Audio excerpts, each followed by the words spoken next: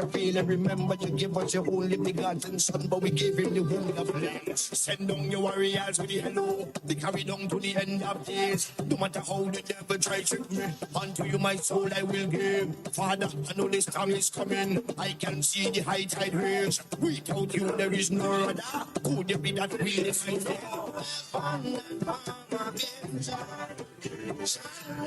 Shall not prevail. Rise up and shine.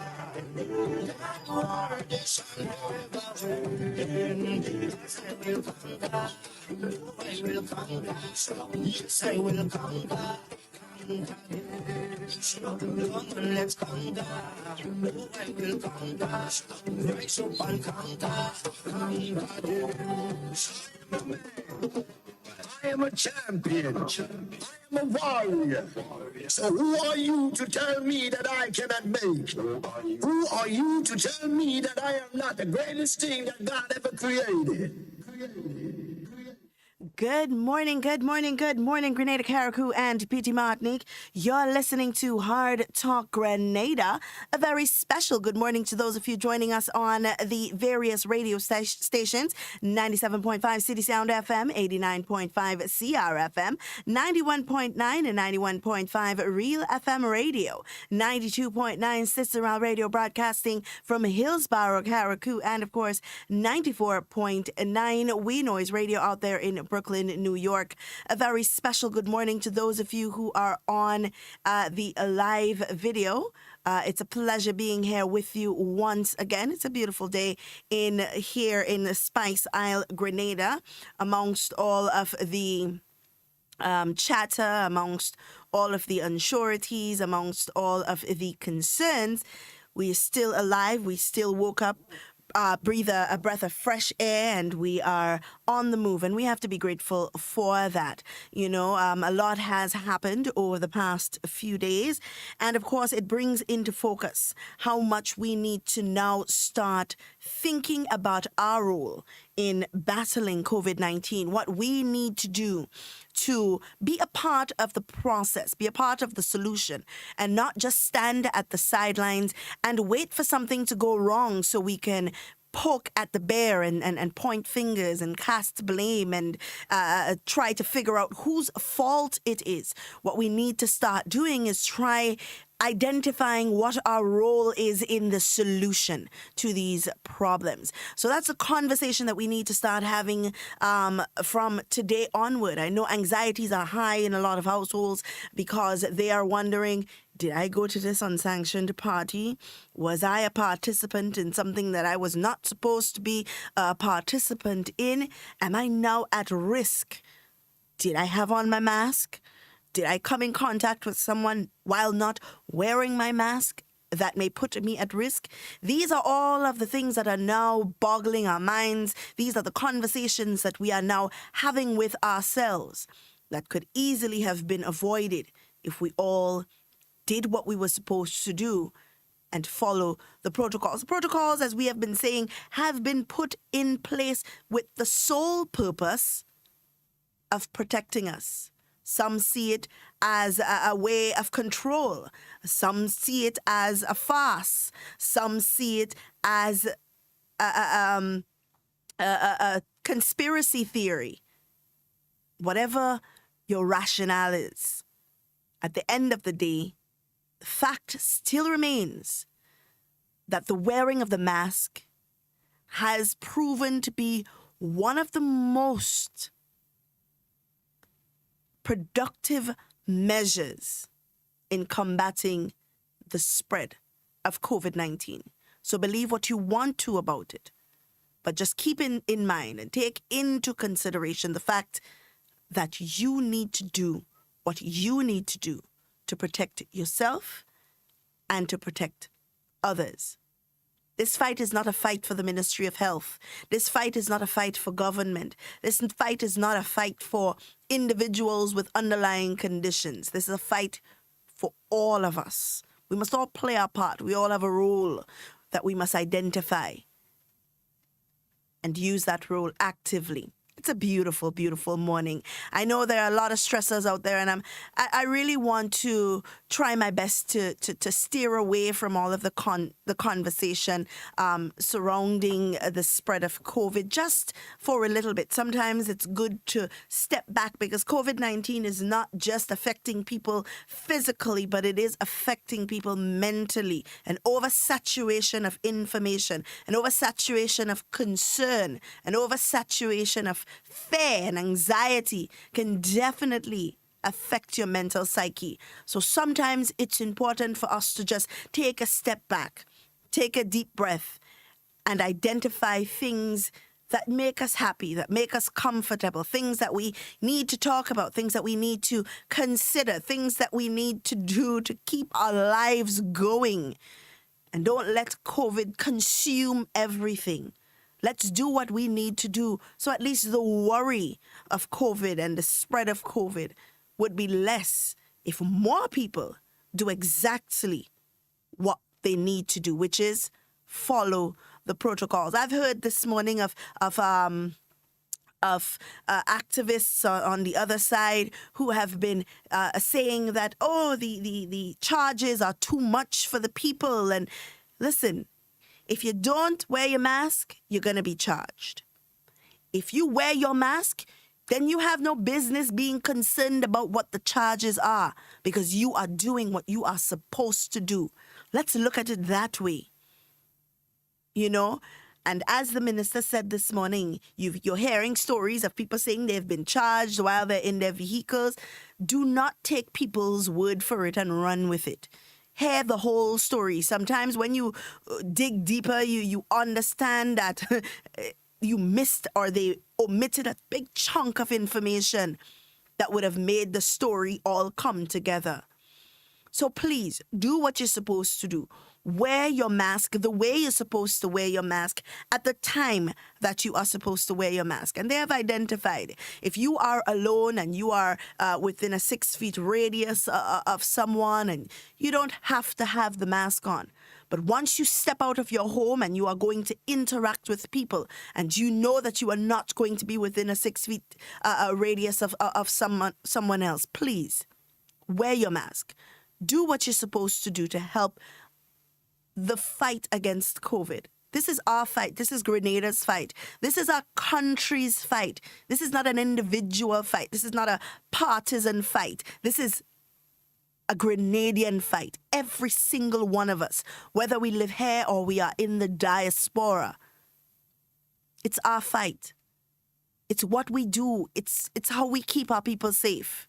And that's what we need to focus on. Now, this morning with me in studio, I have a very nice lady sitting there, all lovely in blue, listening to me ramble on and on and on about COVID-19. And her name is Miss Laurice Pascal. She is the president of the Seroptimist International Grenada, and she is definitely going to tell us what that is, because I'm telling you now that is probably the first time, or when I spoke to her, is the first time I've actually heard about the Seroptimist International Grenada. Good morning, Miss Pascal. How are you? Good morning, Ms. Duncan. Good Fine, morning. thank you. Wonderful. So give us an idea of what the Seroptimist Grenada is and what it's all about and how long you guys have been in existence. Okay. Well, Seroptimist means the best of sisters in Greek. So it's a Greek word. How Seroptimist started. So as before we get to Grenada, I'll just say how it was started. So Seroptimist International is an organization that was born out of a need for women to become responsible and participatory in the development, so how you develop yourself. And so it was started in Oakland, California in 1921. Wow. So next year, it will be 100 years old. So it's that long. Wow. So people must be thinking this is the best kept secret. How come we never heard about this thing? Where was this thing? In particularly, just homing on Grenada. Now, Grenada was chartered in 1971 on the 23rd of August. And so the same concept came into Grenada of how to be responsible for your own development. Right. And so, guess who started, helped to charter the club here in Grenada? Our own sister, Louise Rowley, who was the first permanent secretary, not only in Grenada, but the whole of the Caribbean. Wow. Wow. So we have some history. And not only that, with her were a group of prominent women. For example, Florence Rapier, Gertrude Protein, Marcella David, Honorable Peter David's mother. Wow. Wow. Angela Smith. And we just, God rest her soul, may she rest in peace, Irva Batiste, the person who made our national anthem.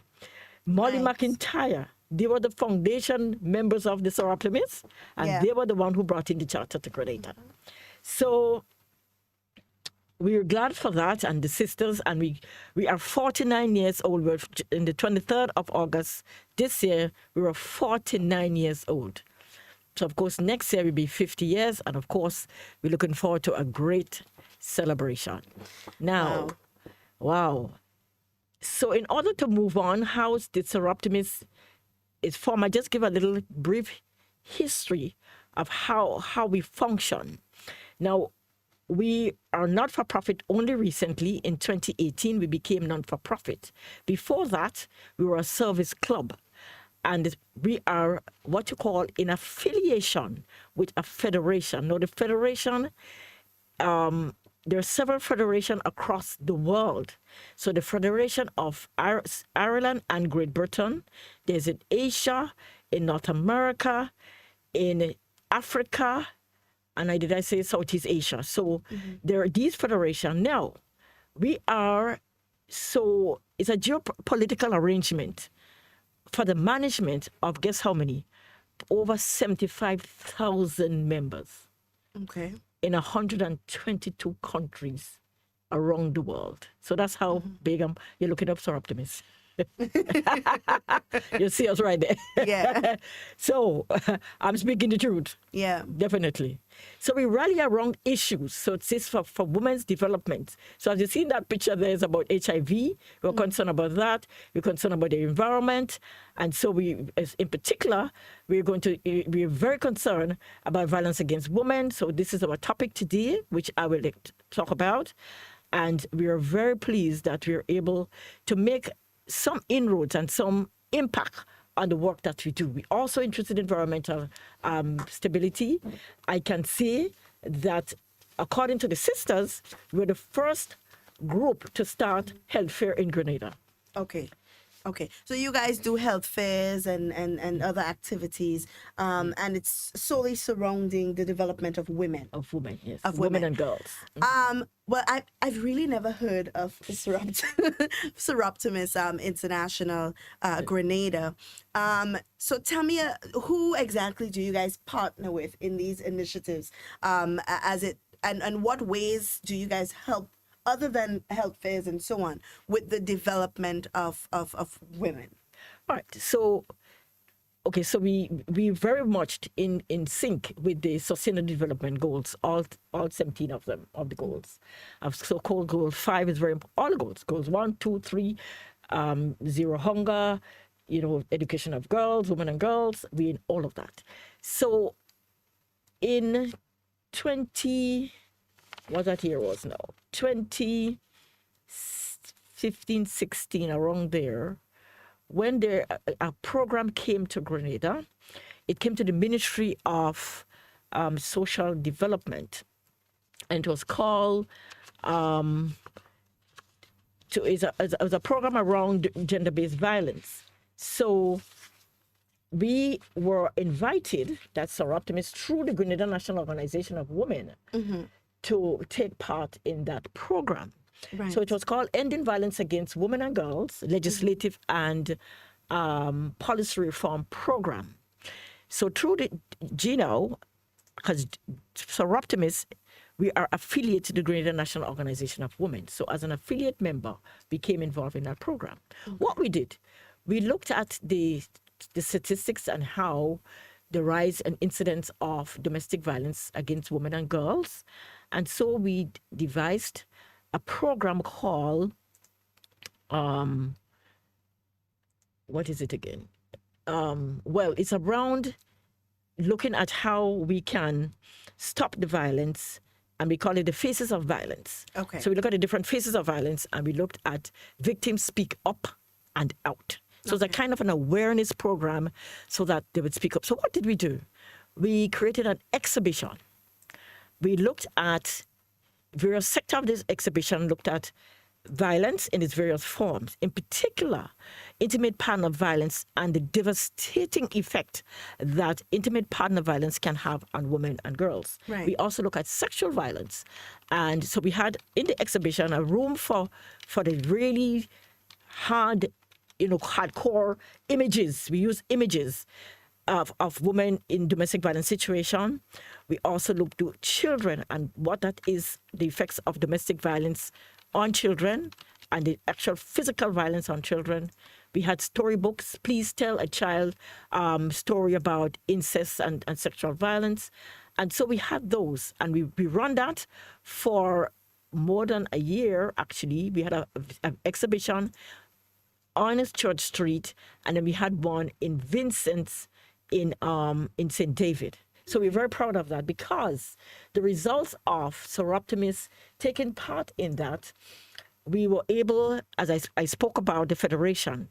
So each year, as I speak in the next couple of days or so, they're going to be let's call it a convention, but it's a conference where all the Soroptimists meet around the world in Ireland and Great Britain, especially those who are affiliated to the Federation of Ireland and Great Britain will go to England or wherever the conference is happening. So in 2015, when Soroptimists would have gone to I think it was in Scotland at the time, we received 2 awards. The first award for that same project I was talking about, received for the best project for raising awareness of gender-based violence in a rural community. I said it was Vincent's. And it was from the United Economic and Social Council. This is really one of the real big top UN system, and little Soroptimists in Grenada received an award from them. So could you imagine how proud we are. And it was given for best project for conflict and council. Conflict resolution was also given to us from the SIGB Federation. So we had 2 awards that year. So we are very proud of our efforts. All right. I want us to move directly into, because time really does slip away sometimes from us. And I want us to be able to cover as much as we can. Now, I want us to stress on intimate partner violence. And for the people who are unaware of what that is, it's generally domestic violence by a current or a former spouse or a partner in an intimate relationship. One with the other, right?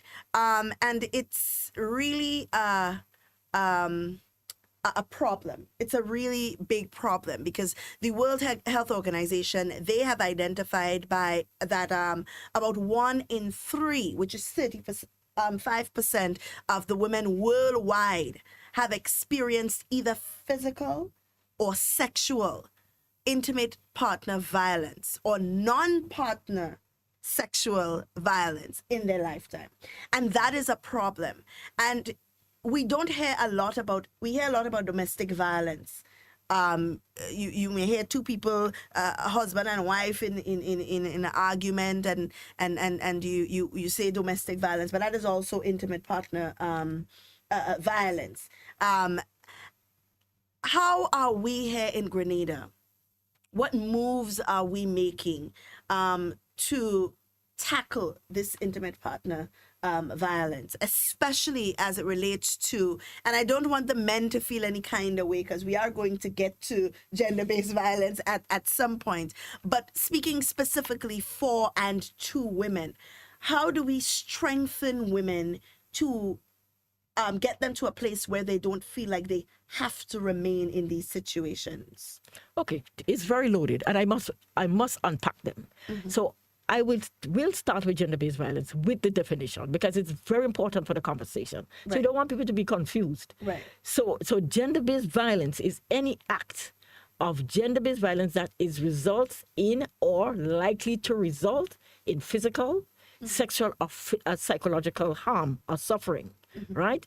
And it's not only to women; it's onto women and men. And men. So we must get that clear.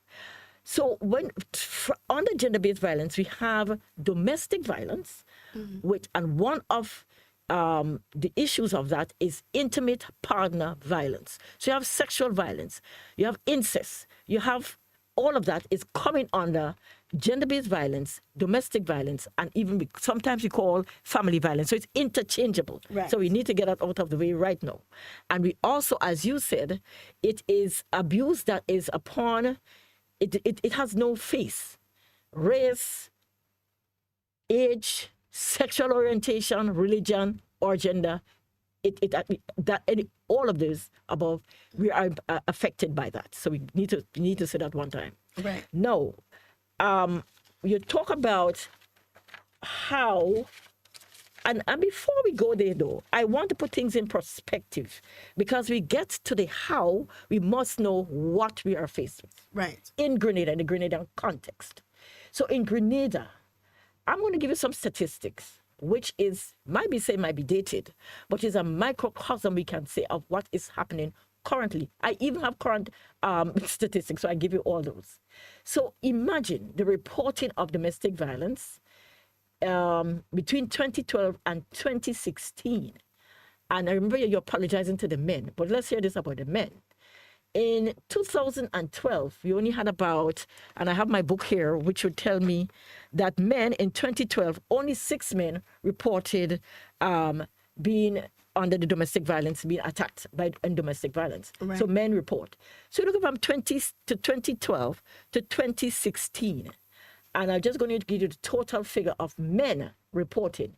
737 men reported domestic violence. So that's quite a lot. And men do report. Now, for women, and why we kind of emphasize, and groups like us or optimists will work around women, the statistics is very different. So we're looking at in 2012, only 23 women reported. By the time you get to 2016, you had 600 women reporting. So you have a total of 1,821 women in that decade, in that period, reporting domestic violence. It is far more than that now. No, you're talking about COVID. You remember we were on emergency, the state of emergency, and that was lockdown. If you look at the statistics, you'll hear globally there was a heightened incidence of domestic violence during the lockdown because the victims, we had to live with the perpetrators. Whether you're male, female, or whatever, sexual orientation, whatever, you live there. And in Grenada, we had, according to the statistic that was given to us, 177 cases. During quarantine? During quarantine. Wow, that is... well, during the state of emergency. Wow. It is a lot. That is a lot. And you could do the math. You multiply that by 10, which would give you the true figure, because we are sure that a lot of women or girls or whoever suffering these incidents would not have reported. So it's kind of frightening figure, isn't it? So you're looking at March to May, just the other day. 177. Yes. And these are the reported ones. Yes. So we're not even looking at those that were too afraid to call, or those that felt like it was their fault and that's why it was happening, or those that didn't have any means of reaching out. We're not even talking about those. No. We're talking about, and this is just women alone, that this is remarkable. Wow. It is. It is a vexing problem. And I know I will speak about the how at the end, because I want people to I want to do it in such a way that we understand what we're dealing with. Now, Grenada, and I must recommend and commend the government for subsequent governments over the years of taking domestic violence seriously. Okay. One of the flagship of a recent intervention and support from government is what you call the Women's Health and Life Experience survey. I have it right here. Right. It was supported by UN Women. And you know what that gave us? Never in the history of Grenada, even though we were collecting data from way back when, we never knew the frequency of domestic violence in Grenada. Wow. Now we know. And I have the frequency here. And we're talking about a woman in her lifetime. Right. It says that the lifetime prevalence of intimate partner violence among ever partner, so every woman who have had a partner, whether it's a spouse, is they married or we call it visiting, whatever, the woman is 29%. So that frequency is high. So that means, as you were saying, right, the 1 in 3, the 1 in 4 women would have experienced some form of domestic violence. Listen, you're giving me these figures here, and I'm getting chills. I know I'm getting chills. teary-eyed because I cannot imagine You will. that there are so many women out there just in our little island of over 100,000 people that are suffering in this kind of way.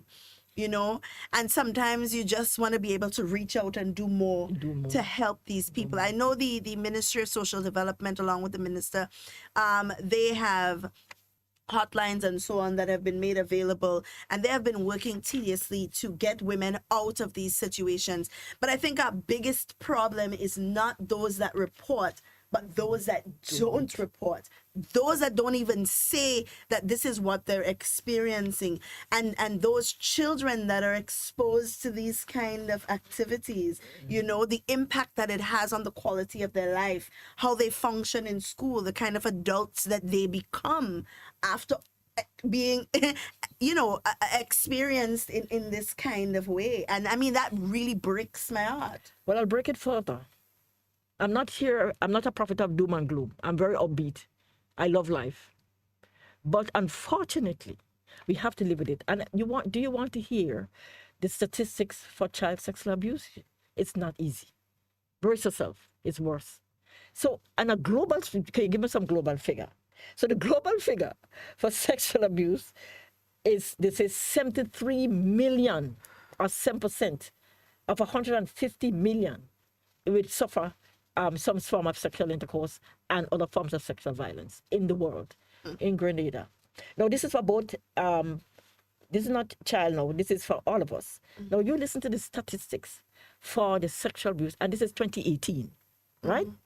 So these statistics, I must say to the listening public, they come from the Royal Grenada Police Force, which are one of the collectors of data. Right. So you have data collection points. And that's for people who have reported it. Yeah, who have reported incidents that they have been alerted of. Right. So you have you have data collecting points like the hospitals. You have 4 what you call frontline, right, where persons would go when they suffer domestic violence of whatever nature. Right. So that would be the first port of call. If it's serious injury, they go to the accident and emergency.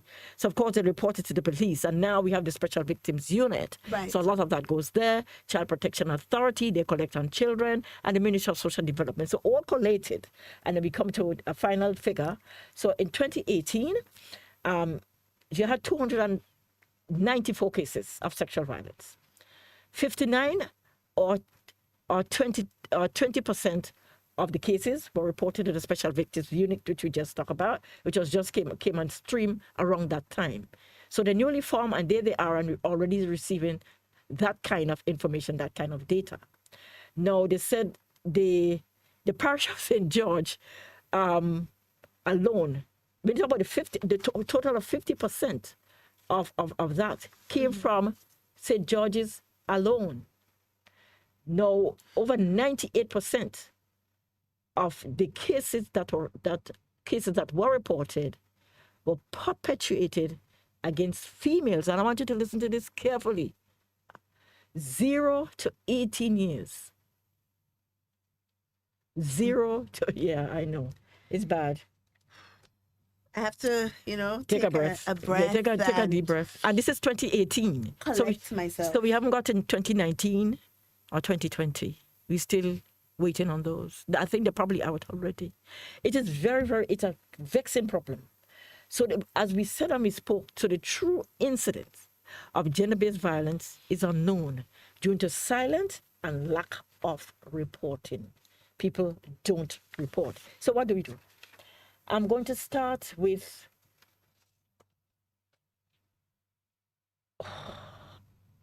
let's look at impact. You did ask that question. Yes. Let's look at it.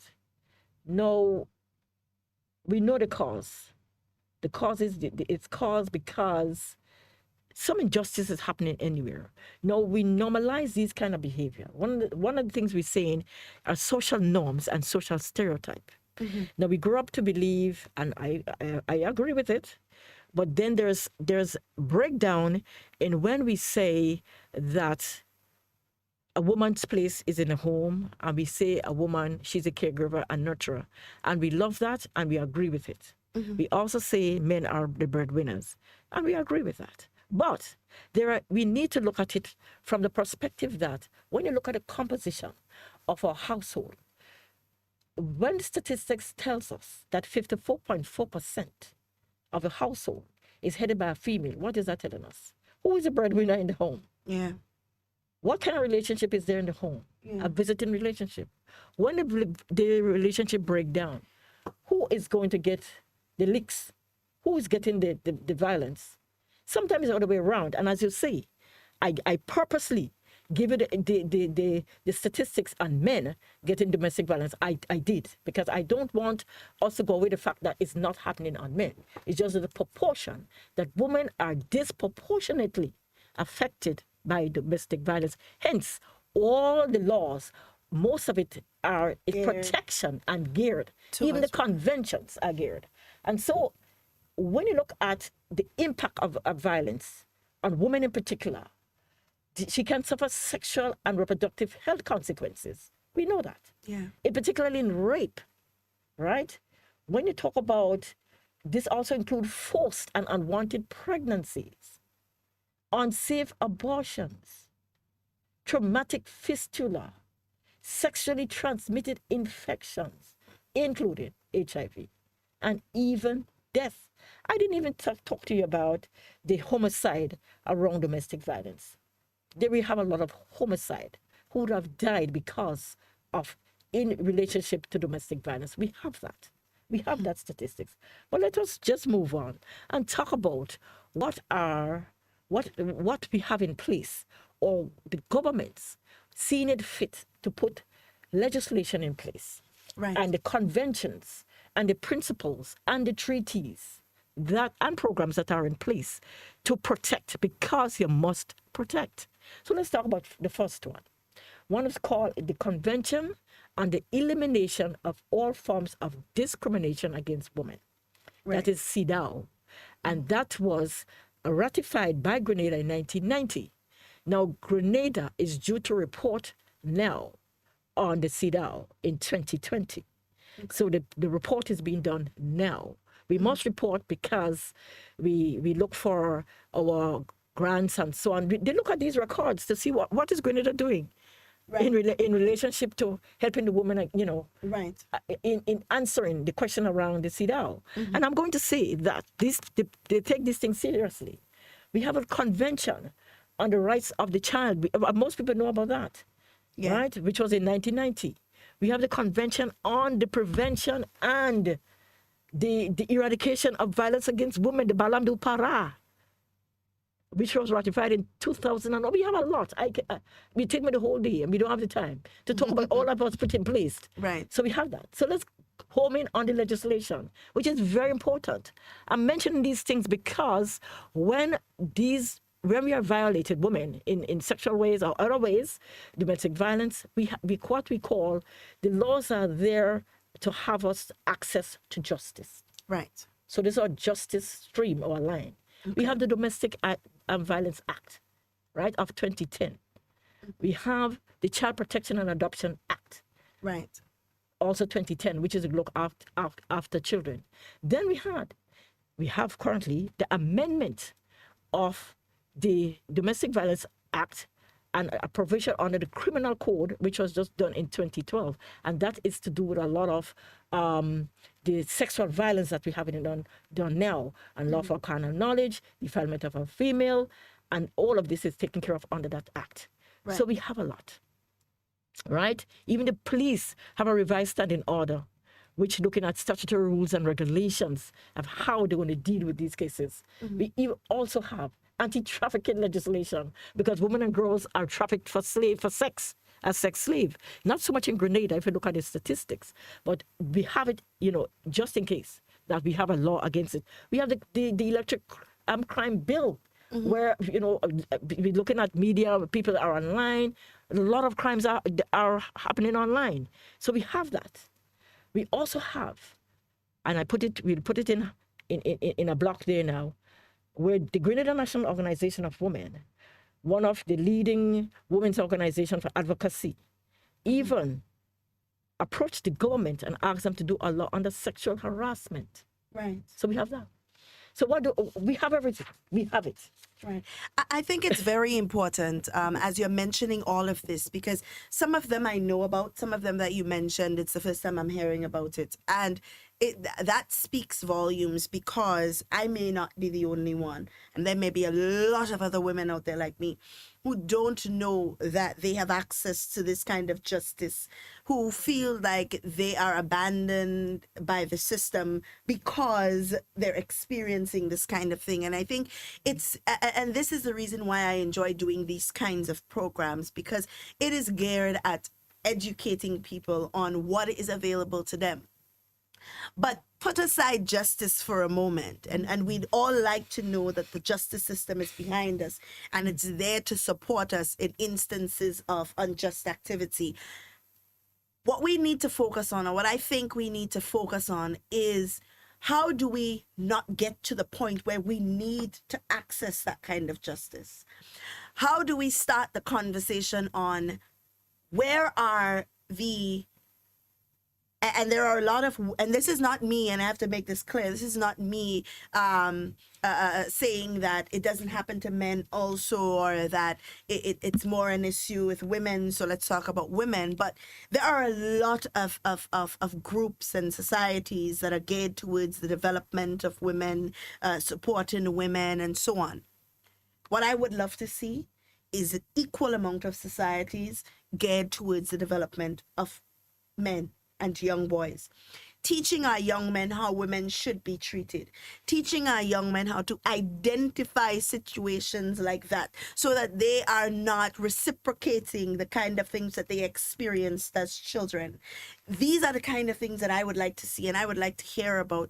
And then we can have an honest and open conversation about gender-based violence when we have an equal scale in which we can measure the kind of access that men and women have to the same support systems and the same information, because we hear a lot about GNOW and women's organizations and how they are educating and fighting for the rights of women. I want to see men start, instead of us starting NGOs to talk politics and nonsense, let's start NGOs geared towards helping build our young men in society. That's what I would like to see. All right. I'm glad I'm going to just go back to one point of why we are here. Why we are here in this conversation about violence against women and girls and men to a percentage, right? Because of the socialization, how we were socialized. Right. It starts in the home. Right. When you socialize our boys and girls differently, that's going to be the outcome.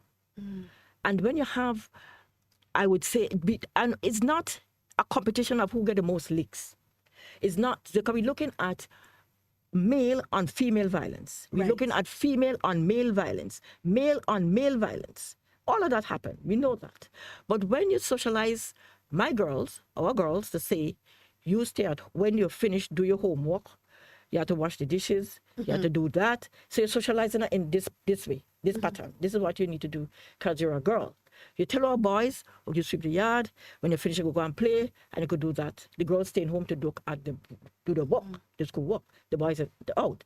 What happens when there's friction and a breakdown in that? It's going to lead to violence. I think no, because in my home that doesn't happen. I have a daughter and I have a son, and I tell them equally, They have to share the chores, and they are both have access to equal opportunities. That's how it is. However, I don't think it's more of a stereotypical thing with women now, mothers nowadays, keeping their daughters indoors and not keeping and making them socialize as much as boys do. I think it's a problem of they are afraid. Now, I am afraid hearing these kind of statistics. I would be skeptical, and I am skeptical in who I allow my daughter to socialize with, where I allow her to go, if she's allowed to go anywhere without me. And there are a lot of mothers out there who think that way. And it's not because we've grown up in a society where we were taught that women must stay home and take care of the house and do the chores while the boys have more freedom. It's more of a security kind of measure. Well, I have news for you, because I just talked to you about the survey, which was only last year. Right. And in one of the questions that were asked to the respondents, that's what they were saying. They were talking about those differences. This is still happening. So we are very pleased that you, as an example of how this should be done, of sharing the care. So you have an equal opportunity for both. Now, the access to justice is for all. But another thing of the socialization, and it is still happening, according to this survey, that when men go to report domestic violence or anything, they get laughed at. Yeah. You're not a man. Yes. You're not mature enough. So you have to look at all those societal problems, which would cause a barrier and cause us to be with the way we are. Yeah. And I want to agree with you. They want equality right across the board. Yep. So if you're socializing differently, and we still do. We see a lot of men and the boys on the block. We know why they're there. That's where they gravitate. They need a space to congregate and converse and do their thing. Where are the girls? They're home. They're still home. Yeah. They're not on the block, are they? But do you think it's a mindset thing? Because I know, because we have moved on. We have moved on. Right, because women, okay, I can't see, or I don't think that, I don't know, I just can't see women just on, young girls just on the block. No, they would not, because that's not a space. But is it a mindset thing? Is it more of an issue where they believe that, okay, you're right, well, they shouldn't, they feel like they shouldn't be there then? Well, exactly. But and if they want to go there, I mean, men like together. That's how we are, and it's by nature. Right. They gather, we gather. Right. They gather visibly. Right. So And, it seems for everybody in the whole world that's a problem. Yeah. I know of a community where the men get up 4 o'clock in the morning. And by 9 o'clock, they're on the block. But they're already done their day's work. Already done, yeah. Not all of them on the block are idle. And we need to take that in mind. Yeah. Right? We need to look at it, and we need to look at it community by community. Yeah, and you made a very interesting point, Yes. because sometimes we look at the boys on the block and we feel like, okay, well, our boys have gone to waste, because every time we pass, we see them on the block, and not taking into consideration that maybe they're there because they have a little time to spare. Yeah, they don't work. You know, or they've done their work. Yeah. But I really would like to see more groups organized for men, you know, men teaching young boys how they ought to behave. What is acceptable, you know, what is not acceptable. All right. I would like to see that. All right. So since we're on that, there is an organization, you might say that best kept secret again. Yeah, because I never heard of any organization for men. It's called, well, Carriman is a Caribbean men's network. It's a regional network. Okay. It's men, right? So it's group for men right across the region. In Grenada, we have one called Grenman, Okay. which is a group, and where it's to invite men and boys to have the conversation Okay. around development, just as how Gina, Sir Optimist, we are having the conversation around women's development. Right. So we have one. So, but if you look at other, even school-based organization. Right. No, interestingly, we used to have Boy Scouts. Now we having. Now we're having, they're mixed now, both boys and girls. Yes. So that's a school base, isn't it? Yes. I'll give you.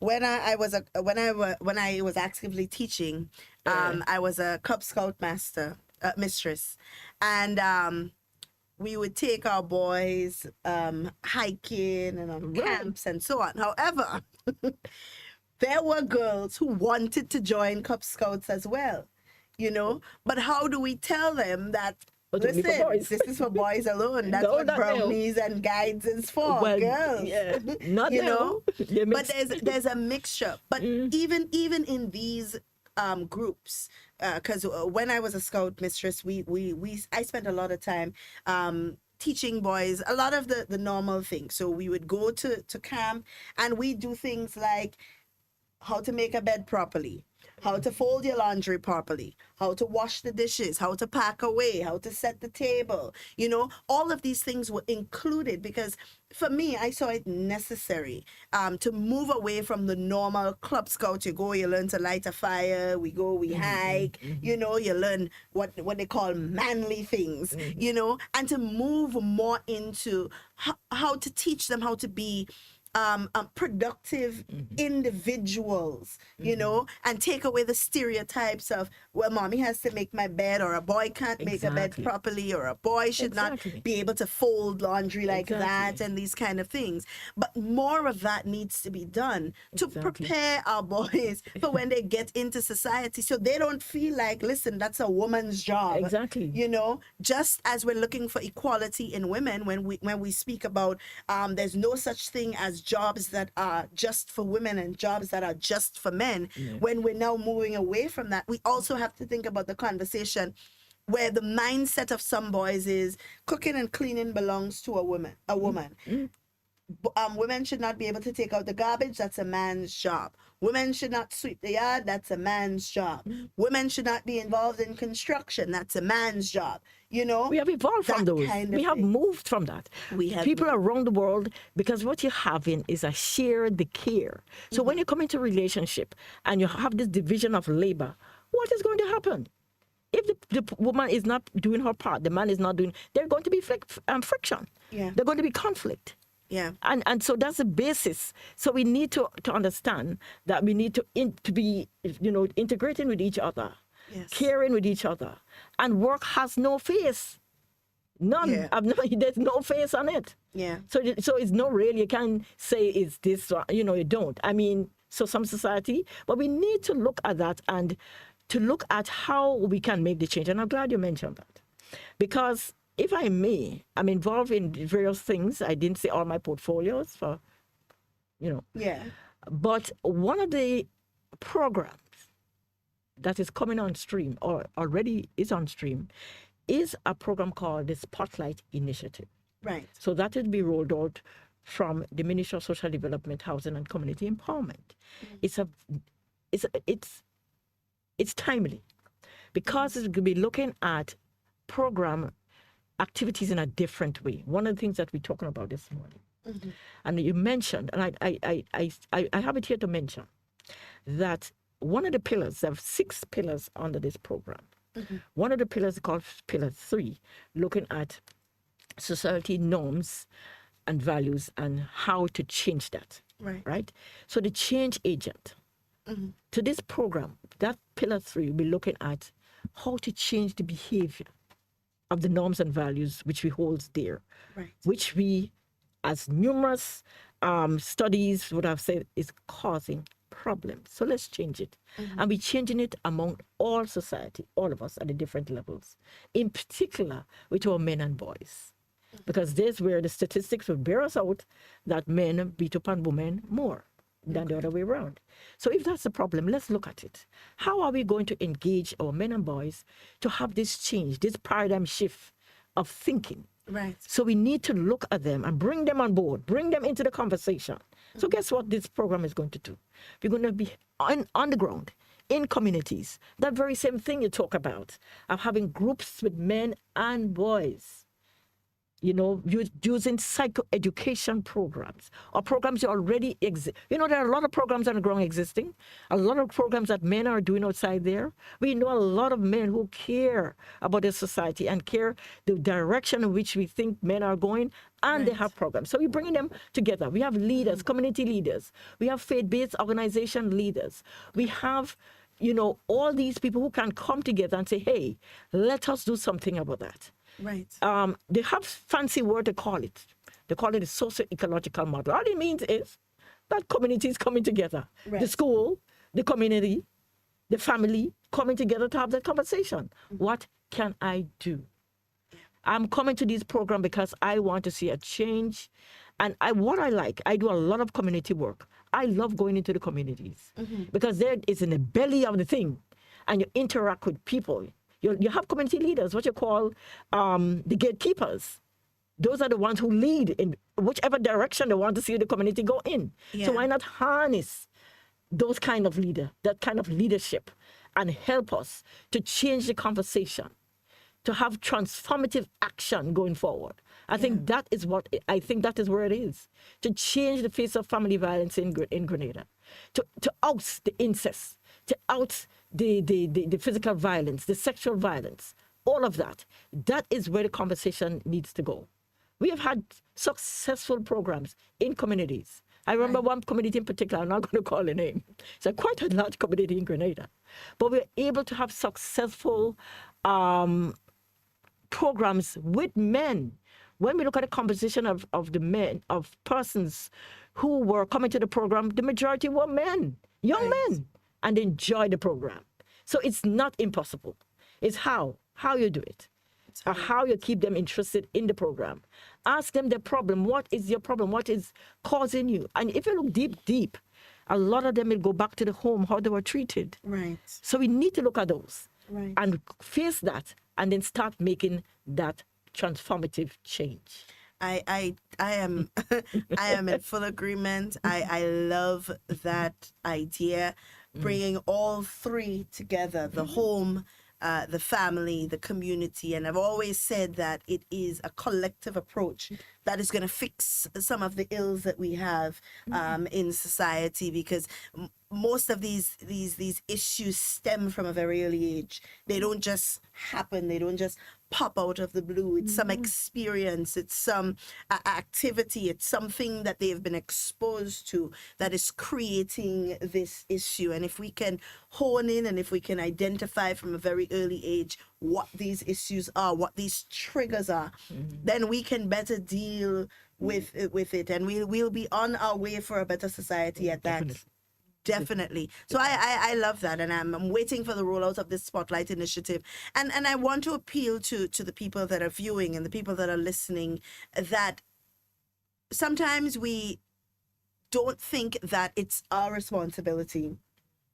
Sometimes we think that it's not our duty. It's we mind and we business kind of thing. And we don't understand how a simple act of domestic violence, gender-based violence, violence against women, violence against children, we don't understand how just one simple act can trickle into a widespread issue, because it's going to be somebody's daughter that is, or somebody's son that is going to be on the receiving end of that abuse. It's some child that's going to grow up with that kind of mindset, you know, who is going to be mentally affected by this experience, that is going to alter the way that they think and the way that they react and the way that they move in society. And it is in some way going to affect each and every single one of us, you know. So we have to understand that it is our collective responsibility to ensure that these plans and these programs are successful. Of course. I want to agree with you, because we need, one of the things, I think you're a teacher, and I'm glad to hear that, because I'm also an advocate for education. Yes. Education is a powerful tool. The most powerful, actually. Well, all right, let's say the most powerful tool. I want to agree with you, because a lot of time you hear about upward mobility through education. We hear that all the time. And if you don't get an education, you're nowhere. If you want to use them local parlance, dog eat your supper kind of thing. Right? Yeah. So you need to move on. Education. So we need to educate our public. Yeah. We need to educate our boys and our girls, in particular of what the laws are saying, what information do we have out there? Learn about it, because we're in a situation where we have the laws, of the amendment to the criminal code, for example. We talk about that, where we say, and our law says, that 16 years is consent for sex. Finish. But everybody needs to know that from 16 years on under, it's no go. You're going to prosecute it. Yeah.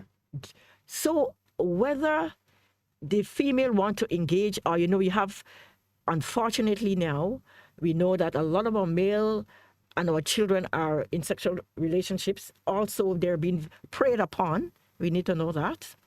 And that's getting very prevalent. Wow. So that is another vexing issue. And what we need to understand that they cannot give consent. Yeah. That even though they look 18, they cannot give consent if they're under 16. Yeah. And one of the things I like about Grenada and the laws is that they took out a clause called, they're now called the honest belief clause. They was there where, well, I didn't know that she looked 18. That is out. You're going to get prosecuted. Amen. There's no honest belief. You understand? Amen. So what I'm saying is, if we're not teaching, when you're going to the communities and you're confronting, you have what you talk about, the conversation with the men and the boys, those on the block, you need to be telling them all those things. Yes. You have to educate your public. Yeah. On your laws, your policies, your programs, what is happening. You must do that. And also, in particular, the victims. Yeah. They can't remain in victimhood forever. Yeah. They must know what the laws are. Now, you want to give this young man consent. You are also causing him to violate the laws.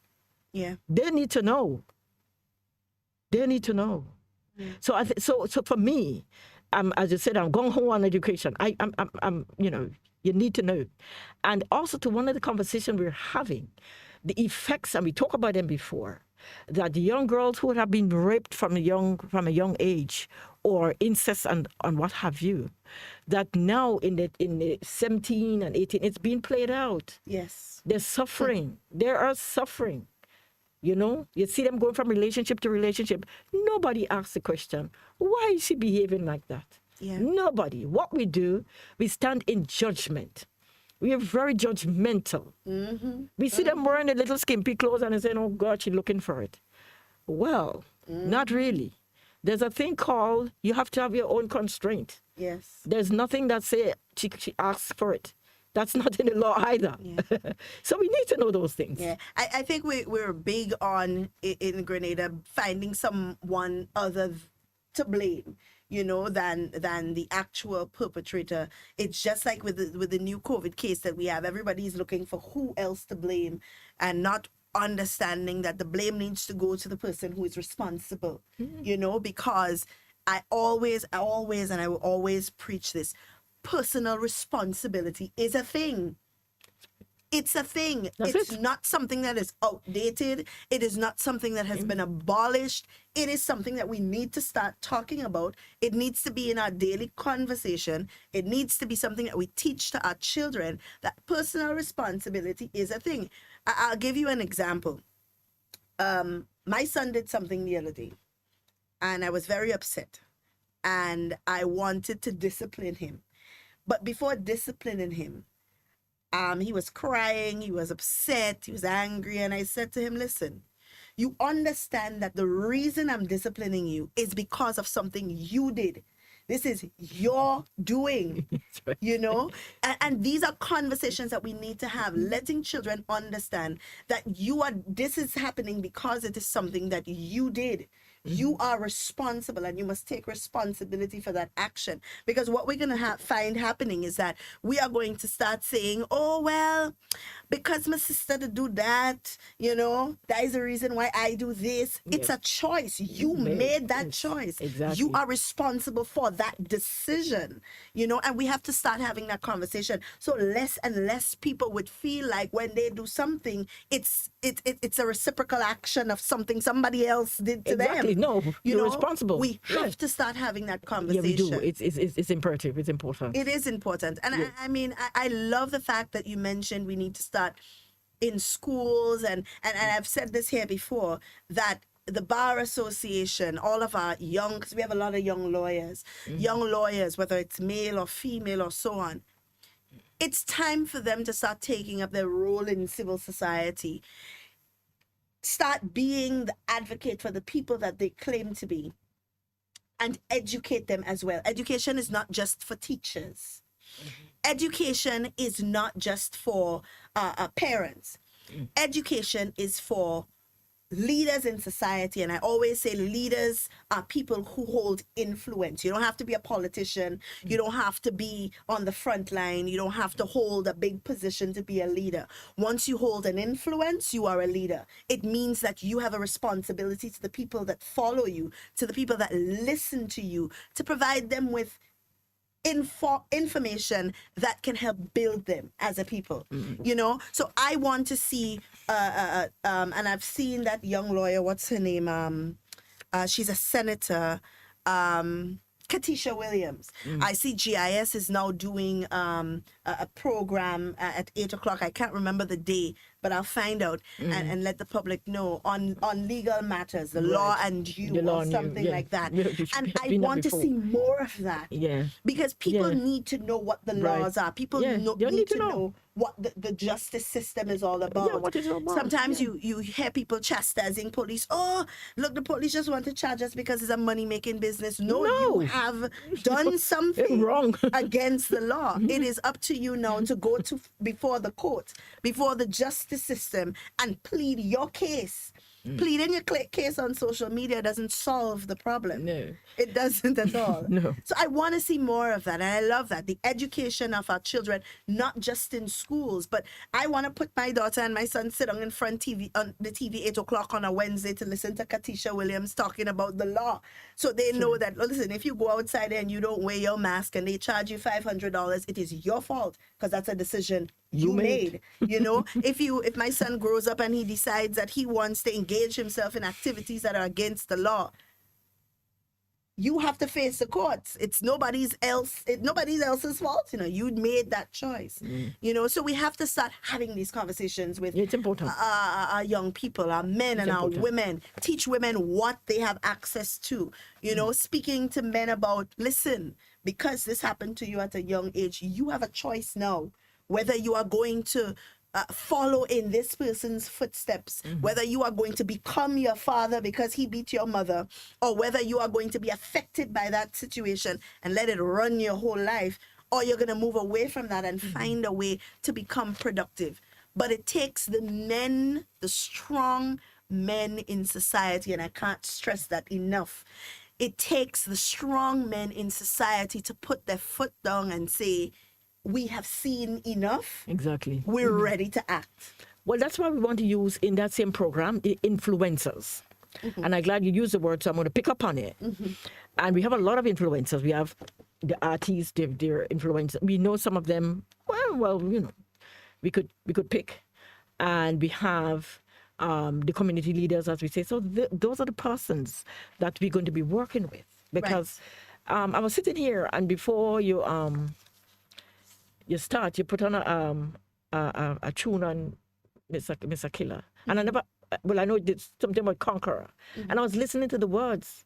It you know, to me, it resonated with me because they were quite clear, and it talking about something proactive, something that you can do of conquering not your situation yourself.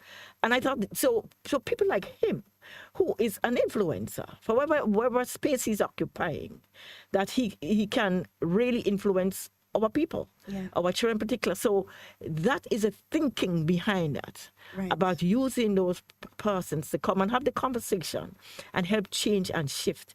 You know, sometimes I know we put policies and programs in place, but they don't always work. And I'm going to home back again on our socialization. There's one called it Health and Family Life Education, which is in school. You're a teacher, so you know. Yeah. All right, okay. So how progressive, it is a very progressive document. It's right throughout the Caribbean. And when the kind of evaluation was done on it, we're hearing that it didn't do so well. So why is that? One section in particular hasn't done very well, and that is, we talk to sexual and reproductive health and rights. Right. Talking about sexuality in Grenada, it's still a taboo subject in the 21st century. Yeah. Why is that? Yeah. So we need to look at all those dynamics and why we're having the conversation now about violence against women, family violence. It's because of all those issues.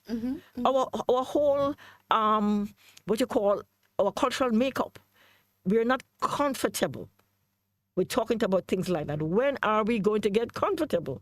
As you say, talking about it on social media is not the place. You need to confront this and talk about it so that we have redress. And what we're seeing in this ugly statistical data, which I have to share, unfortunately, about having all this sexual violence and having all this domestic violence, family violence. No. We need to change.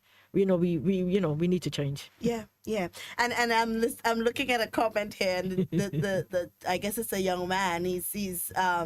He's saying that we need to say young adults and not young men. And I think the reason we're focusing on young men because the statistics is showing that it is more prevalent in that area. Yeah. But there are women who do it as well. That's right. And of course, they are treated in the same way when it comes to law. There's no differentiation on if you're a man or if you're a woman and you do this, this is going to happen as opposed to what gender you are.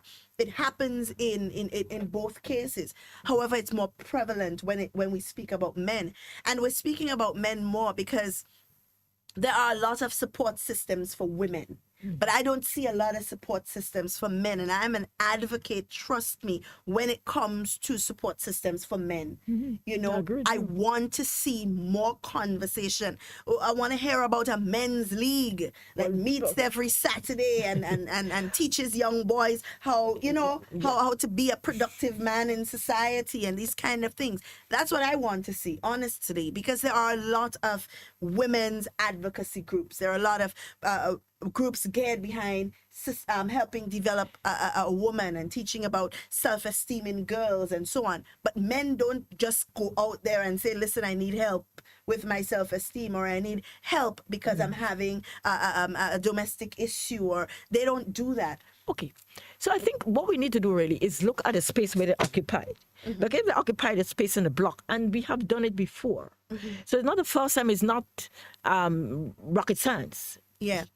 That organization like GNO and even the Ministry of Social Development, they go out into communities. Right. We have a lot of program in barbershops, a lot of programs in salons, Right. a lot of shops are with boys on the blocks, or men on the blocks, or adolescent men, whatever you want to call them, on the block. So you have to meet them in their space. Yes. They're comfortable there. Yes. Have the conversation. Maybe, as you know, they probably don't want to meet formally. Yes. This formal thing ain't working. So let's, meet them in their space and have that conversation. And it's funny because sometimes you may have an issue where you go to the block and you're talking to the boys and everybody's sitting on there, hey, me, that's happening to me, that is not for me, kind of thing. And you would be surprised how many of those men may reach out to you privately and say, listen, I'm having this issue, or Yes, listen, they do. I'm having that issue, and I ain't want nobody to know. No. Because it's a pride thing too, eh? Of course, we it's know a that. pride thing, eh? But that's With okay. men, they don't report certain That is things okay. because That they is okay. pride. That is okay. It's in their way. Yeah. But we need to Let's get talk. them. Yeah. We Let's need to talk. get them speaking. We need to get them talking. So at this point, we're going to open the lines for people who may have questions, who may have comments that they want to share on the topic. The number to call is 440-7377. If you are calling locally, if you are in the diaspora and you want to give us a call or contribute to the conversation, the number to call is 347-329-3101. We also take WhatsApp calls and WhatsApp messages at 440-7377 as well. We are talking about domestic violence, gender-based violence. How do we deal with this? What is in place? What does the law say? What is being done to deal with these issues? And now in COVID, we have more instances.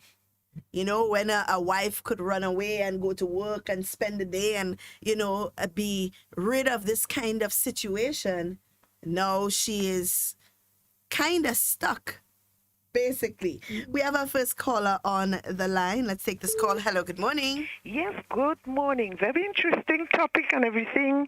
Me being a mother. I would like to ask you, first of all, you did a scenario that provoked me to call, that you'd be very careful where you expose your daughter, the usual kind of thing in our culture. Right. We are overprotective about our daughters, and we let the sons roam. Right. Would you say that if your son turns a father at 16, that he was defiled? Okay, you don't have to answer me yet. I will ask my second question and then hang up the phone. I want to ask Miss Pascal if she thinks that getting men to take up their role seriously in fatherhood would help to alleviate a lot of the problems that women are going through. For example, recently I heard of a woman in Grenville who had no home and she had these little children, and she was almost begging, crying out for help. Well, I did hear somebody in the news, nicely talking about the help that she got, but I heard all the material things, and I did not hear that they made any effort to find the fathers. So these children now will continue to grow without father. Now, if people were so interested, shouldn't we hear of some efforts to get the fathers in the picture? Thank you. I'll hang up the phone and I'll continue to listen. All right. Two very important questions. Let me go first because yours is more important. How do I answer this question? If my son becomes a father at 16, I would not say he was defiled. I think that question, it depends on the situation, and there are a lot of scenarios in which that can play out.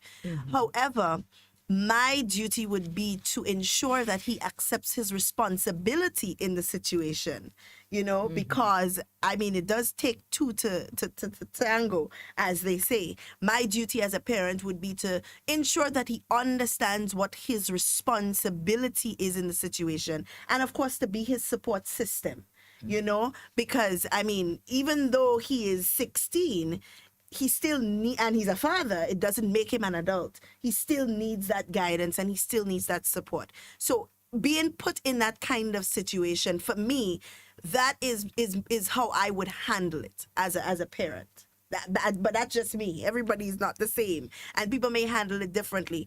But again, there are different scenarios in which the situation can play out. Now, defiled, if he was defiled, meaning that he was taken advantage of by an older individual, at the end of the day, it is still a choice that he made, so he still has a part to play. If he was ripped, however, then I would let justice take its course.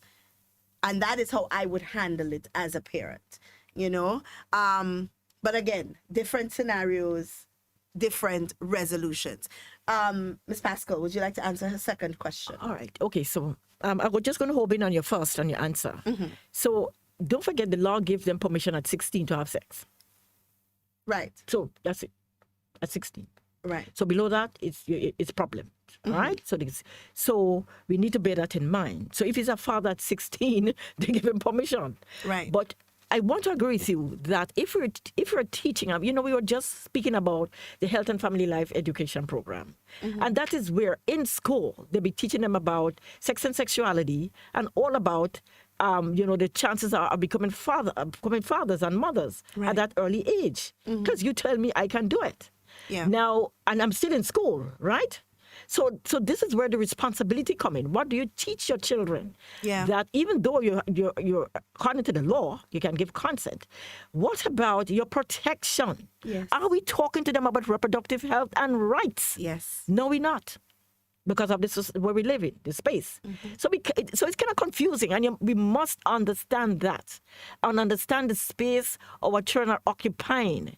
That kind of conflict that they're dealing with. I can have it, but yet I can't protect myself. What am I supposed to do? Yeah. So we need to understand this, and we need to work with that. Absolutely. I must say that there's a health and reproductive, sexual health and reproductive policy sitting somewhere. We have it.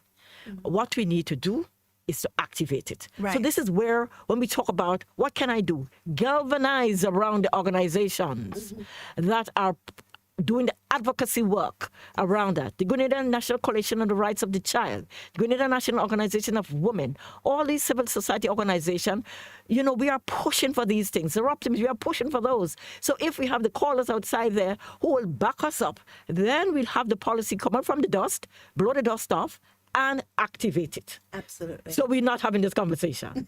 Now, so I'm saying we have a lot of laws and policies in Grenada. Right. Just ask, they're there.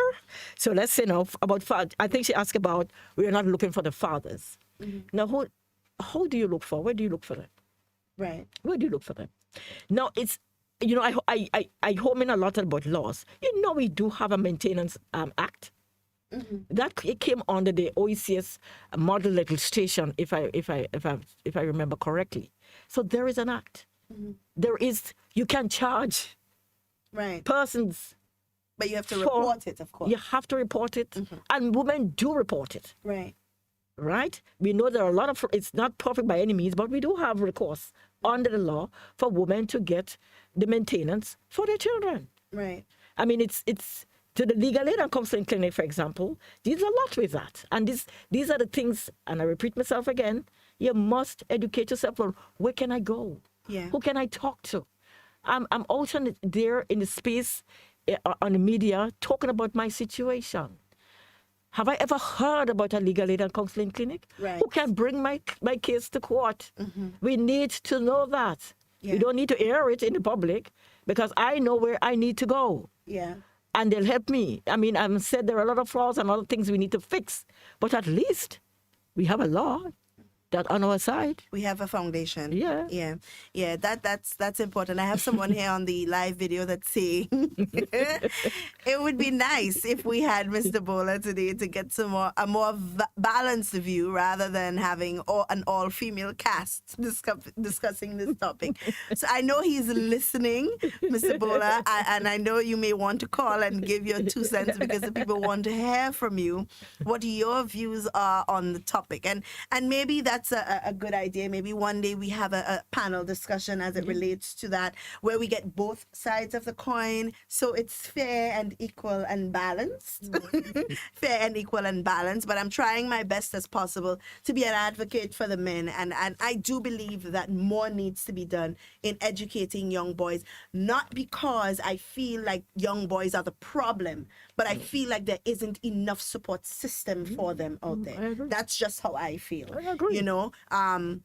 And that's why I feel that more needs to be done on their behalf. So guys, please call with your questions, call with your comments. Let us know what you're thinking in relation to the conversation. The number to call is 440-7377. If you're calling locally, if you're in the diaspora and you want to give us a call, it's 347-329-3101. We're also taking your questions and your comments on the WhatsApp as well. I want us to talk solutions. We've identified a lot of the problems. We've identified a lot of the programs that are being put in place to help manage some of the problems. But we need to start looking at long-term solutions. What do we do in the now to tackle this issue? Because programs take a while to build. Programs take a while to come on stream. What can we as a society, what advice can you give to the society, the listeners, the viewers, on how we can deal with this issue now? All right. So we have been talking about it. And when we spoke about programs, for example, looking at the faces of violence or victims speak out, that was since 2015. Right. So that's 5 years. So when you lay this, you plant the seed. You go around the community and you do the community action. You're planting the seed for change. So you expect at least some incremental, some change happening. If you go back to that community, what has changed? All right. Hold that thought. We have a caller on the line. Hello, good morning. Hi, caller, good morning. Good morning. Good morning. Right. Excellent program. A lot of information, a lot to take in, and a lot that people can use in a practical sense to seek help and support. But I just want to ask Ms. Pascal, what is her view on when children have been abused and they come under the authority of the state? How can she encourage, even in this program this morning, encourage the adults in our society who are able and who, of course, love is the answer to everything, how they can support and either in their own homes as a foster parent or just really as a mentor for children who are abused, whether they are boys or they are girls, because really there are many, many children out there that need that kind of support, and the state is not in a position and is not able to find caring, loving parents. So, Ms. Pascal, just your 2 penny worth, please. Thank you. Thank you. Yes, I agree. So we have, the Child Protection Authority, as you know, is the one responsible for that, and they're mandated by the law to do that, and they do an excellent job. But then in communities, we have, and particularly, let's home in on the young men. I think we'd like to be talking about that now. How do we help our young men who, for example, in foster care or in other care, institutional care? And I think the community needs to pay a little bit more attention. We know that there is, for example, a state-run institution somewhere. Do we really go there to find out, well, what can I do? Right. How can I support? What can I do to help the boys in that situation, for example? Right. Or the girls, for example. And I think we need to really gather around helping in that respect.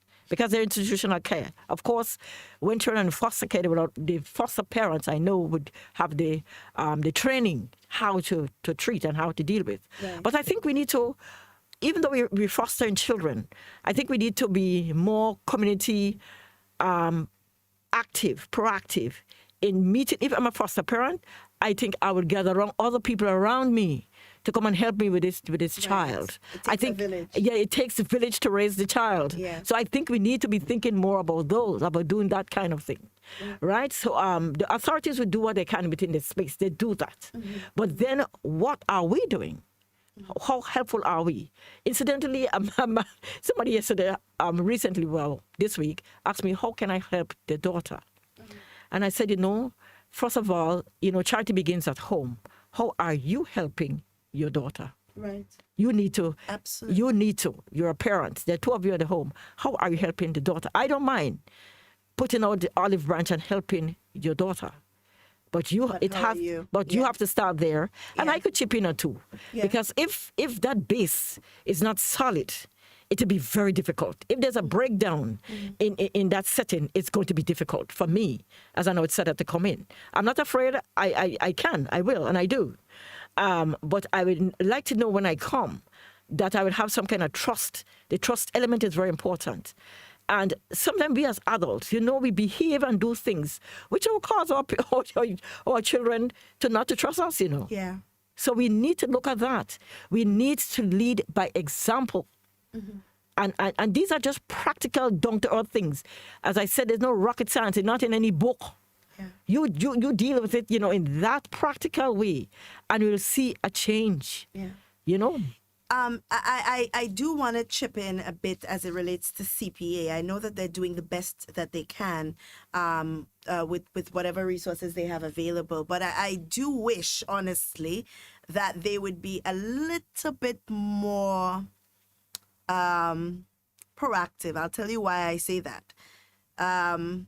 Maybe a year ago or so, I went to the office and I inquired and left my name and so on, informing them that I would like to be a foster parent.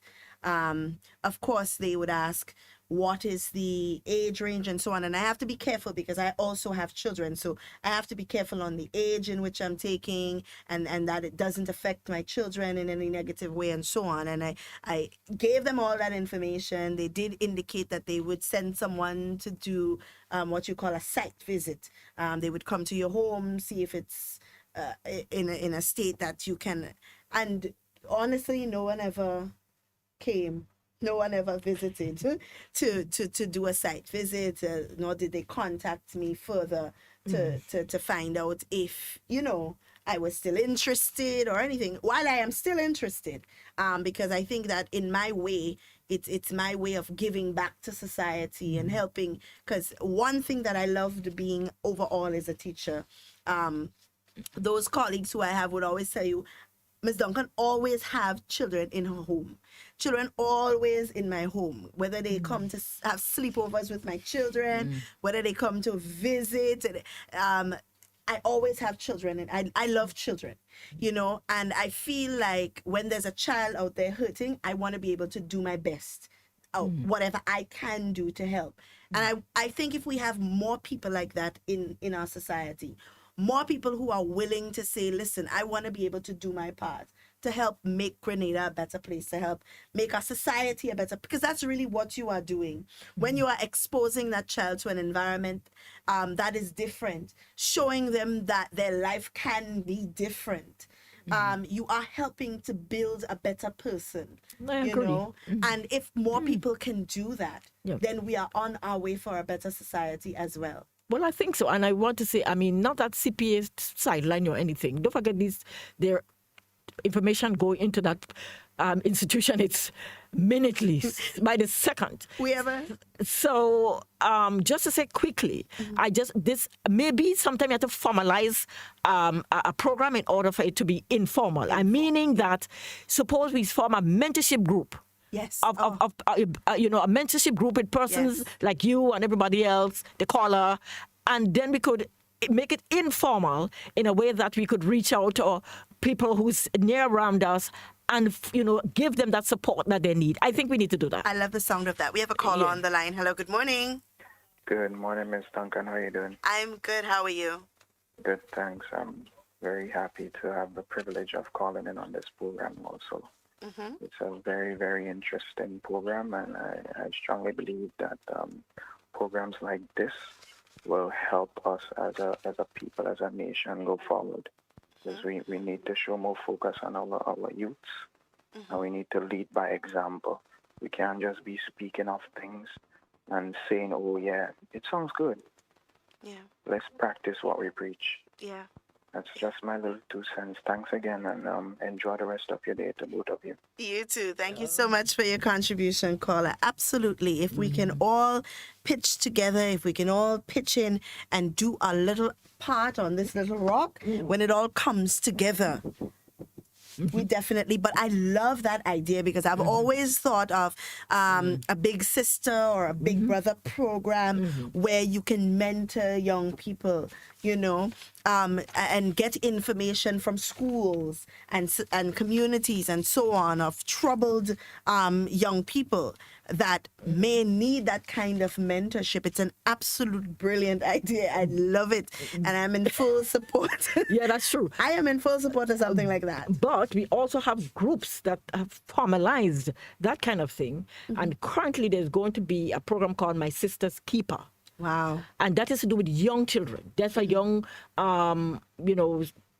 teenagers, really, who are currently being having sexual violations. And don't forget the children who are in other programs, for example, program for adolescent mothers, remember, they are sexually violated, right, especially if they're under the 16 years age group. So Being My Sister's Keeper is a kind of a program that is looking for healing and education. And then they have a principle called the bystander principle, where if I see my sister, my young sister is having a problem, train them to intervene as a bystander instead of, our culture. When anything happens, we put in with 2 cents worth in a negative way.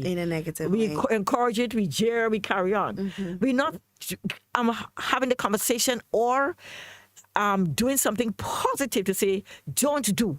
Yeah. Or what can I do to assist you in any way at all? And we need to change that kind of attitude and mindset. Absolutely. So it has been done. Gino has done it before, where we have the community support network volunteers, where we had persons who living next door listen out for Miss Mary who getting licks down there, Right. and would intervene and say, well, I hear things ain't too good down there last night. What happened? And would lead her to the source where she needs to get the help. Yeah. So it has happened before. Can we revive and revitalize these things? Yeah, but people have to want to do it. Well, they have to want to do it, and They have to want to do it. I think we're even to the last caller who mentioned about, I feel he's very proactive and I feel he's very empowered.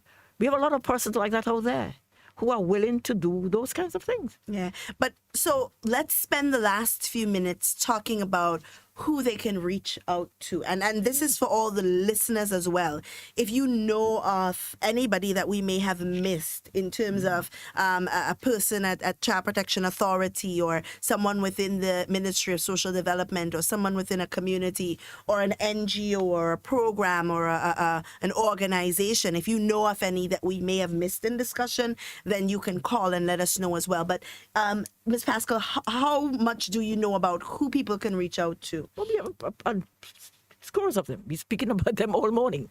So we talk about I'm talking about civil society. Of course, Right, civil outside society. of the government, we know Ministry of Social Development, they have that kind of mandate. They have a unit, there's a gender machinery, where there's a gender-based violence unit where you can call and get support. There's psychosocial support. There's support for whatever your needs are. Even social support, the seed program, and etc. You know that. Right. Call that. And you know the Child Protection Authority, which is part of even the Ministry of Social Development, and you know that for children and that. So we know those machinery, and we know that that's happening. For the civil society, we know the Grenada National Organization of Women. You have the Grenada National Coalition on the Rights of the Child. We talk about the Legal Aid and Counseling Clinic. So there's the child rights with the GNCRC, the women's rights with the GNOW. You have the Legal Aid and Counseling Clinic for rights of, if you want to help. You know, they have two programs in legal aid. One is called the Man-to-Man program, and we're talking about men, and if there are perpetrators of the crime, there's a court-mandated program at Legal Aid and Counseling Clinic. They must go, called Man to Man. It's a psychoeducational program where they go to learn to reverse that behavior. Right. Then have the Changes program there as well, where women come together and talk about their problems. We have that. They have all kinds of programs there. And Sweetwater Foundation is, when I talk about my sisters keepers, they're the ones who are starting that program. Okay. They do a lot of work of psychosocial program around abused children and children who are facing abuse. All right, so I want us to pause on that one, the Sweetwater program. Foundation, yeah. If there are young people out there, young women out there who want to be a part of that program, who do they contact? How do they get in contact with these people? Well, there's Dr. Hazel Dabrio. He's the director and the founder of the Sweetwater Foundation. So she's there. She's in the book. And Sweetwater is in the book, if you can find it. Sweetwater At the Foundation. Yes, you can find it. So it is there, especially children who are would have incest relation, especially with fathers, Right. with uncles, she particularly focus around those. And she extending this program with my sister's keeper, which is new, which is going to be starting next week, where they'll be looking at how they can support other girls in different problems, or not problems at all, but to education, so they could rally around helping one another. I think it's a brilliant idea. I think this is where we should be having the conversation, how we can help one another. Yes. Now, you did ask a question, and the final wrap-up, what can I do? And I think the onus is on me. What can I do? I would like to look around and see if John Brown doing it. Yep. But it's not if I'm doing it. What I can do. One, we can break the silence. Yeah. We can see something happening, and we can, as a victim, you can report it yourself, or somebody else around you can report. And I like the bystander program. It's something we're going to develop further. Not only how we're doing it as my sister's keepers, but we're also going to do it for all adults as well who find themselves in that situation, how to train and for what to look for and how you can help. Right. Now, you must report all forms of violence. right? All forms. Male on male violence, female on female violence, Right. male on female violence, family violence, you have to report it. Yeah. Right? And another group of persons we tend to miss it, the person who are physically challenged, mentally and physically challenged persons. Right. We need to Yeah. look out for them as well. So Optimist is working with a group of those children, and it amazed me how they know a lot about their sexual rights and who shouldn't do what to them. They know it, and we need to teach them because they're vulnerable. Yeah. We talk about vulnerable groups here now. Now, you need to challenge and protect women, children from harmful myths. We talk about them. You know, if he doesn't beat me, he doesn't love me. We still have that in the 21st Yeah. century, who people accepting licks as their right. So we need to look at that. Yeah. The belief practices that is going on out there. We need to look at those. You know, we say about abused women provoke the abuse. Those things are myths. You know, they're a belief. They're not part of a belief system. Yeah. We should. They are, but we need to look at that, and we need to advocate for the rights-based approach to prevention. The rights, because we talk about that. We talk about the conventional rights of the child. We talk about convention of elimination of all forms of discrimination against women. So we talk about those. So it's a rights-based approach.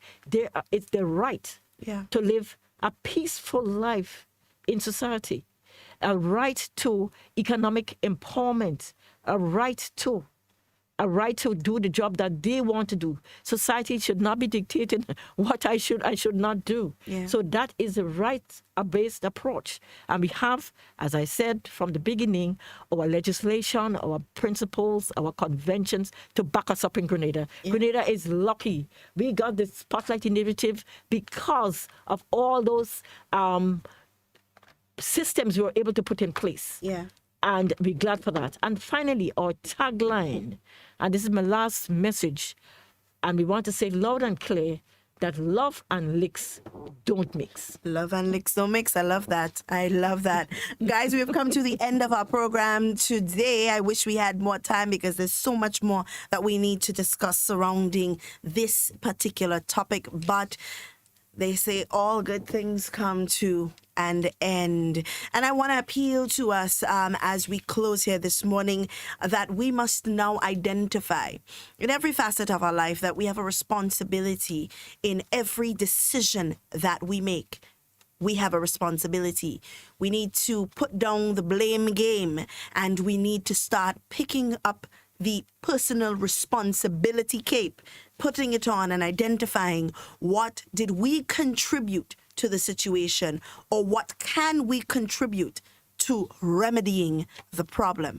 Guys, it's always a pleasure being here with you in whatever you say and whatever you do. We ask that you be safe and you be secure. We always want to be talking with you, but we don't ever want to be talking about you. Please enjoy the remainder of your day. Stay safe. Wear your masks. Sanitize, social distance, and we'll be much better for it. Please enjoy the remainder of your day and stay tuned for the national report. Have a wonderful day, guys. People tumbling down, let them and the rocks that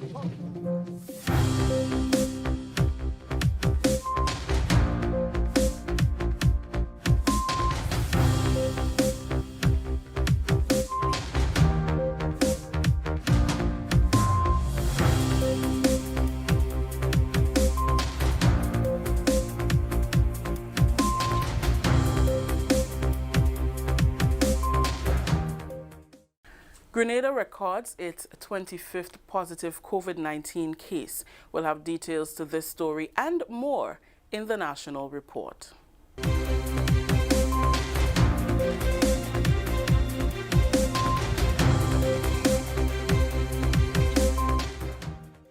With the details to the news for Monday, October 12th, 2020, I am Rikisha St. Louis.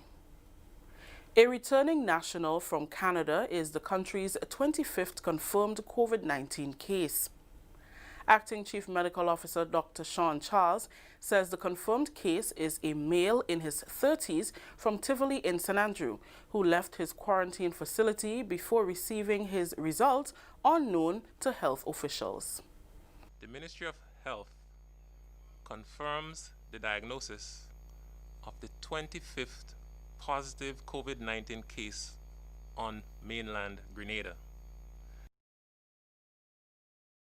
2 of the 37 cases being type 3.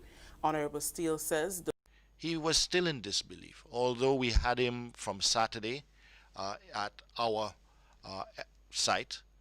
We removed him from where he was and we put him into our site where we had the appropriate security, additional security, because we now see him as a flight risk, so to speak, from quarantine. He was still in disbelief until Sunday when we got the second test.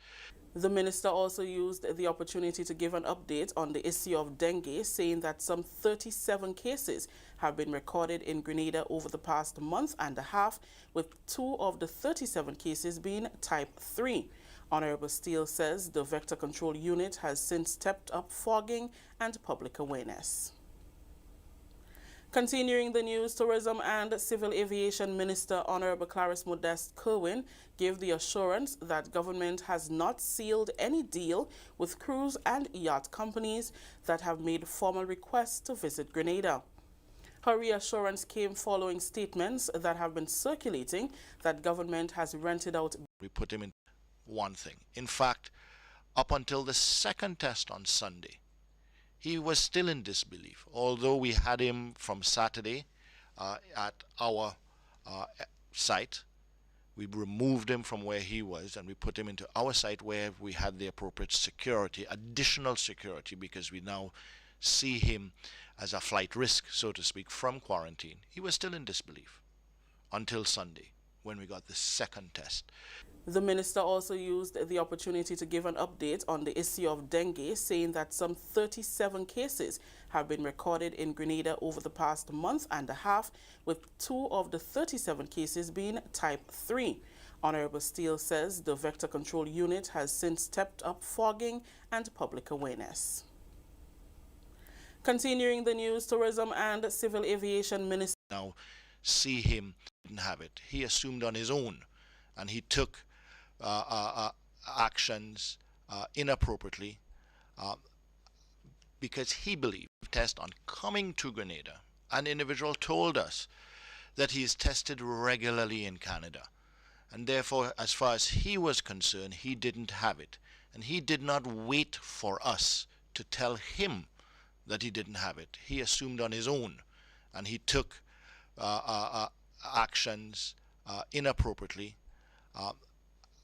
because he believed one thing. In fact, up until this now see him as a flight risk, so to speak, from quarantine. He was still in disbelief. Vector Control Unit has deal with cruise and yacht companies that have made formal requests to visit Grenada. Her reassurance came following statements that have been circulating that government has rented out beaches and is taking away the rights of Grenadians to freely use tourist attraction sites. In a press conference last Tuesday, Minister Modeste Kerwin explained that 2 companies, Seabourn Yacht Club and Sea Dream Cruise Line, have made requests to visit the island once fortnightly and once weekly, respectively. During Tuesday's post-cabinet brief, the tourism minister emphasized that nothing has yet been finalized between the parties involved. We have not finalized anything, and we were given permission by our cabinet to negotiate, and that is where we are at this time. So one of them, which is the Sea Dream Yacht Club, they will start from Barbados. So the guests would be coming from different parts of the world and going into Barbados. They would first have to comply with the protocols of Barbados. Do they have their test, negative test, 72 hours before boarding the plane and so on. And before embarking on the ship itself, they will be tested again. And they had said that they'll be doing one more testing, but they'll be strictly monitored. So in terms of seeking to ensure safety, those protocols will be observed. So the yacht will come from Barbados. It will go to St. Vincent and the Grenadines. I'm not sure if it's going to the mainland, but certainly it has an arrangement with St. Vincent to do the Grenadines, and it will be coming, well, it is proposed to come to Grenada. Minister Modeste Kerwin says if the nod is received, careful consideration must be given to how vendors, craft makers, tour operators can benefit and how locals can be protected. She stressed that consideration will also be given to public opinion on the matter.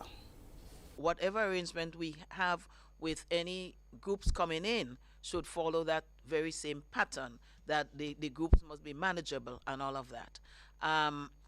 So there are discussions in terms of how it's going to be done, where they're going to be used. The yacht wants to come in and visit some sites, prearranged, booked, so that some tour operators will get something. We're working out the modality. How can we get vendors to sell in a safe way?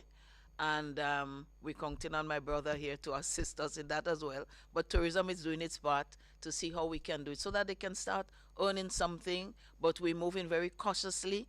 And while we have trained vendors already, we expect they will need some more training again, refreshers, and some more things would have to be put in place. Once some arrangement is made, then or arrived at, not signed or anything, we will come back to our Grenadian people to let them know what we have proposed. This is the National Report. The news will continue after the break. COVID-19 spreads from person to person through the droplets that are produced when someone coughs or sneezes, which makes it easy to spread between people in close contact. Now let's get prepared to stay healthy. To reduce your chance of catching or spreading COVID-19, practice these simple everyday preventative measures. Droplets can also land on surfaces, so ensure that you wash your hands frequently for a minimum of 20 seconds or sing the happy birthday song twice. Avoid touching your face, especially your eyes, nose, and mouth. If soap and water are not readily available, use an alcohol-based hand sanitizer with an alcohol content between 60 and 90%. 70% is ideal. When you cough or sneeze, cover your nose and mouth with a flexed elbow or a tissue. Dispose of the tissue immediately and then wash your hands.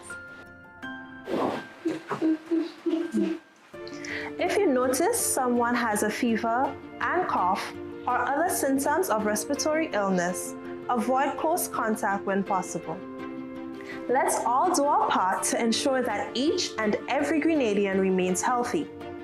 Our health is our collective responsibility. Welcome back. Prime Minister Dr. the Right Honorable Keith Mitchell is impressed with the progress of work on the Kimpton-Kawana Bay project. During a recent tour of the project site, Dr. Mitchell, accompanied by parliamentary representative for the area, Honorable Nicholas Steele, witnessed the start of work on the construction of the fourth and final building. The project is expected to be completed in 2021, with the official opening likely to take place in 2022. The development will comprise 133 rooms and 31 suites. Dr. Mitchell welcomed the additional room stock and expressed confidence that the tourism industry will recover from the current impact of the COVID-19 pandemic. And I know the initial plan was very much smaller than what we've seen, but the decision to expand to over 168 rooms would further bring additional room stock to this country, which we know impacts heavily on the tourism product, which we expect will be revived in the not too distant future. At present, up to 140 workers are employed, and that number is likely to increase by about 100 as construction of the fourth building begins in earnest and the outfitting of all buildings gets underway. Once opened, the hotel is expected to provide 300 direct jobs, and the spin-off factor will provide for another 800 indirect jobs. Kimpton Kawana Bay is an approved project under Grenada's Citizenship by Investment (CBI) program. Dr. Mitchell underscores the importance of the CBI program and the benefits that can be derived from it. It convinces me even further that the vision of the government to initiate this CBI program was certainly a correct one. For persons who may not understand the extent of the importance of jobs and that this kind of development and initiative that had brought it, they need to be aware of the change that has taken place with this investment and the opportunity that has been created. So I am convinced that we're seeing more and more of this, whether it's this project, other projects in St. David's, in St. Patrick's, and more around the country. The CBI program has been such a blessing for this country. Finally in the news, the Grenada Airports Authority, GAA, has cited shipping delays for firefighting aggregates as its reason for its temporary change in status that affects the arrival of larger aircraft. Despite its efforts to plan ahead for the resumption of international flights this month, the GAA is facing factors outside of its control. Having checked its inventory, the GAA placed an order for additional aggregates, foam and dry chemicals on August 27, 2020, through its service provider. The GAA was advised of a delivery time of 5 weeks, which by calculation was estimated to be the first week of October. However, on October 7, 2020, the supplier advised the GAA that due to logistical problems, the shipment of the dry chemicals and foam was booked for departure on Thursday, October 15th. The shipment is therefore expected to arrive in Grenada in 7 days on October 22nd, 2020. As a result of this, the current status for crash fire rescue capabilities will be affected and will impact airline operators with larger aircraft which fly into Grenada, including Virgin Atlantic and British Airways. As a responsible aviation entity that focuses on safety and security, and in accordance with the standards set by the International Civil Aviation Organization, the GAA immediately advised airline operators of this issue.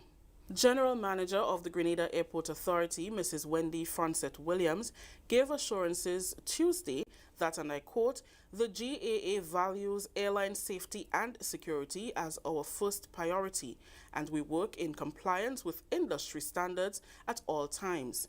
The timing of this is unfortunate, as Grenada is just resuming international commercial flights after several months. We regret the inconveniences that may be caused to the traveling public, but safety and security remain our foremost guiding principles. Therefore, the decision taken is the correct one. We look forward to resuming the facilitation of Category E aircraft like those operated by British Airways and Virgin Atlantic in the not-too-distant future," unquote. That story just ended the national report for Tuesday, October 13th. Let's recap the top story. Minister for Health boasts that ministry's contact tracing efforts are highly effective and is optimistic that it will continue to yield results. On behalf of the entire news and production team here at the Government Information Service, I am Rikisha St. Louis saying thank you for joining us. Until next time.